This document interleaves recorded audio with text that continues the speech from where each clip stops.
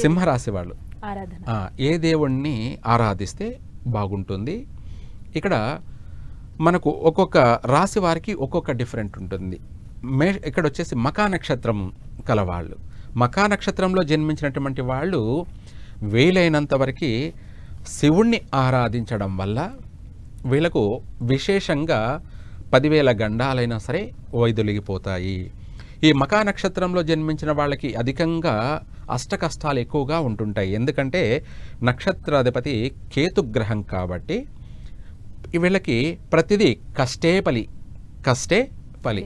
వీళ్ళు భగవంతుడి పైన ప్రేమ, భక్తి, అలాగే భక్తి శ్రద్ధలతో దేవుణ్ణి నమ్ముకొని ఏ పని చేస్తున్నా వీళ్ళకి ఏ ఆటంకాలు రాకుండా చక్కగా ప్రతి రంగంలో ప్రతి విషయంలో అభివృద్ధి చెందుతూ వెళుతుంటారు.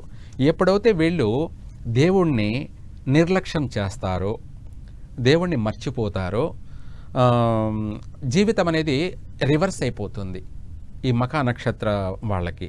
అంటే వాళ్ళ జీవితం అంతా కూడా అధికమైనటువంటి నష్టాలు, అధికమైనటువంటి అష్ట కష్టాలను ఎదుర్కోవడం, ఇదే కాకుండా ఆరోగ్య సమస్యలు, సంసార జీవితంలో అనేక నష్టాలు ఇవి అధికమయ్యే అవకాశం ఉంటుంది. కాబట్టి ఈ మకా నక్షత్ర జాతకులు వీలైనంత వరకు భగవంతుణ్ణి మర్చిపోకుండా వాళ్లకు ఇష్టదేవతాభ్యో నమః అంటే ఇక్కడ మనం శివుని గురించి చెప్పాము, అలాని కాదు, ఎవరికి ఇష్టమైన దేవుడినైనా సరే వాళ్ళు నమ్ముకొని, అది కూడా దేవుడై ఉండాలి శాసనం. అలాగే భగవంతుని నమ్ముకొని ఏ పని చేసినా వీళ్ళు ప్రతి రంగంలో కూడా సక్సెస్ అవుతూ ఉంటారు, అభివృద్ధి చెందుతారు మకా నక్షత్ర జాతకులు.